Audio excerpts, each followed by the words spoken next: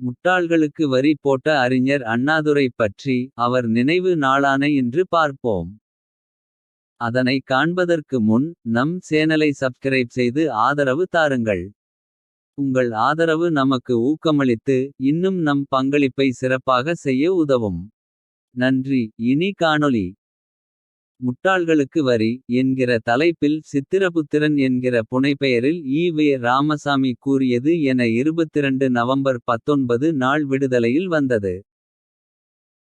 முட்டாள்களுக்கு வரி விதிக்க வேண்டும் என்கின்ற ஆசையின் மீதே நமது அரசாங்கத்தார் லாட்டரிச் சீட்டுகளையும். போட்டிப் பரிசுகளையும் குதிரை பந்தயங்களையும் அனுமதித்துக் கொண்டிருக்கிறார்கள் என்று தரும தேவதை சொப்பனம் அருளுகிறது.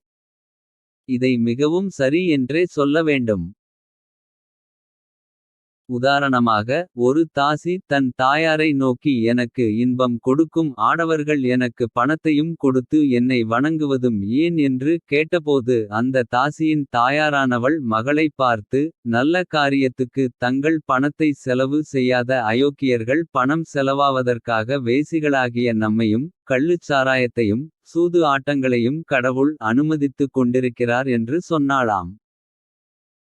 அதுபோல் பகுத்தறிவில்லாத முட்டாள்களுக்கு வரி போடுவதற்காக அரசாங்கத்தார் கருதி போட்டிப் பரிசு பத்திரிகைகள். லாட்டரிச் சீட்டுகள் குதிரை பந்தயங்கள் ஆகியவைகளை அரசாங்கத்தார் அனுமதித்து வருகிறார்கள்.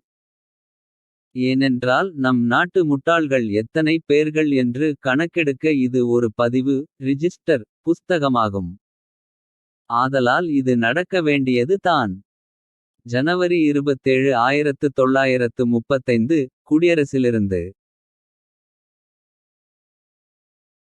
ஈ. ராமசாமி பரிசுச்சீட்டு எனும் லாட்டரி சீட்டு நடத்துவதை முட்டாள்கள் எத்தனை பேர் என கணக்கெடுக்க வசதி எனக் கூறி. அதை கண்டித்தாலும் பின்னாளில் தன் சிஷ்யப்பிள்ளை அண்ணாதுரை. விழுந்தால் வீட்டுக்கு இல்லையேல் நாட்டுக்கு என எதுகை மோனை பேசி லாட்டரி சீட்டை அறிமுகப்படுத்தி மக்களின் வாழ்க்கையை நாசமாக்க துணிந்தபோது. பகுத்தறிவாளர்கள் ஆட்சியில் லாட்டரி சீட்டு கொண்டு வருவது முட்டாள்தனம். என்று அதை கண்டிக்கிற அறிவின்றி. லாட்டரி சீட்டுகளால் முட்டாள் சமூகத்தை மட்டுமன்றி சோம்பேறி சமூகத்தையும் அண்ணாதுரை உருவாக்கியபோது. பார்த்து கொண்டு எனக்கென்ன மயிர் போச்சு.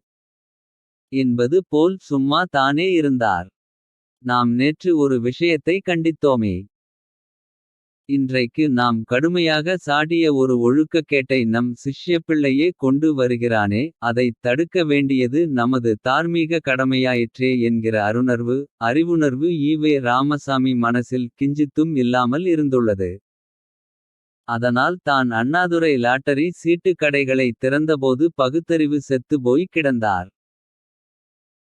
அயோக்கியர்கள் பணம் செலவாவதற்காக வேசிகளாகிய நம்மையும் கள்ளுச் சாராயத்தையும் சூது ஆட்டங்களையும் கடவுள் அனுமதித்துக் கொண்டிருக்கிறார். என கூறிய ஈ. ராமசாமி. பின்னாளில் அவரது இன்னொரு சிஷ்யப்பிள்ளை கருணாநிதி சாராயக்கடையை திறந்தபோது. அதைக் கண்டிக்கிற அறிவு நாணயம் சிறிதுமின்றி. குடிப்பது தவறல்ல என்று பிரசாரத்தை வெட்கங்கெட்டு போய். அறிவு கெட்டு போய் தொடங்கினார்.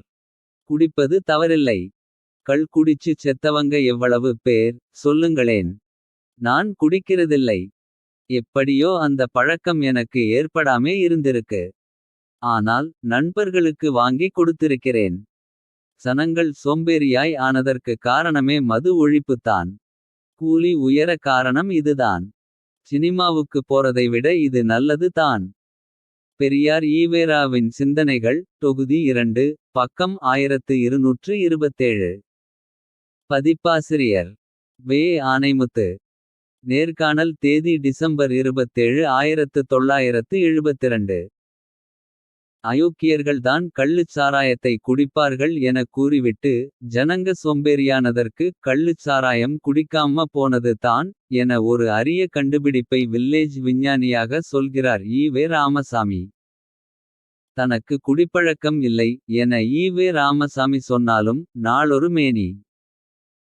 பொழுதொரு பேச்சாய் பேசி திரிந்த ஈ. ராமசாமியை காண்கையில் போதை பழக்கம் இருந்திருக்குமோ என்கிற சந்தேகம் வருவது இயல்பு தானே. லாட்டரி சீட்டு கடைகளை அண்ணாதுரை திறந்தபோதும் அதை எதிர்க்கவில்லை. கள்ளுக்கடையை கருணாநிதி திறந்தபோது அதையும் ஈ. ராமசாமி கண்டிக்கவில்லை. ஆட்சியிலிருந்த பகுத்தறிவாளிகள் செய்த அயோக்கியத்தனத்திற்கும் ஈவே ராமசாமி கடவுளை தான் பொறுப்பாக்கினார். கடைசி காலத்தில் ஈவே ராமசாமி விபச்சாரத்தையும் ஆதரித்தார். விபச்சாரம் என்பது தப்பல்ல. முன் காலத்தில் போதிய வைத்திய வசதி இல்லாததால் மேக வியாதி என்றெல்லாம் சொல்லி கொண்டிருந்தார்கள். இப்போது வைத்திய வசதி வளர்ந்து விட்டது. அதை கட்டுப்படுத்துவதால் தான் திருட்டு, கோளாறு, கெடுதி எல்லாம் ஏற்படுகிறது. மனித இயற்கை இன்பத்தை, சந்தோஷத்தில் ஒன்றை அடக்குவது அடிமைத் தன்மைதான் என்பதே எனது கருத்து.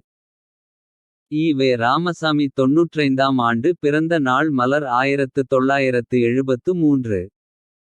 ஆக ஈவே ராமசாமி ஆதரிக்காத ஒழுக்கக்கேடுகளே இல்லை என சொல்லலாம். அயோக்கியர்கள் பணம் செலவாவதற்காக வேசிகளாகிய நம்மையும் கள்ளுச் சாராயத்தையும் சூது ஆட்டங்களையும் கடவுள் அனுமதித்துக் கொண்டிருக்கிறார் என எல்லா அயோக்கிய தனங்களுக்கும் கடவுள் மீது பழி போட்ட ஈவே ராமசாமி ஆட்சியிலிருந்து இந்த அயோக்கியதனங்களை செய்த தம் சிஷ்யர்களை மட்டும் கடைசிவரை கண்டிக்கவில்லை. இது தான் ஈவே ராமசாமியின் பகுத்தறிவின் யோக்கியதை. பழி போட கடவுள் இருக்கிறவரை இவர்களை பகுத்தறிவாதியாகவே குப்பை கொட்டலாம்.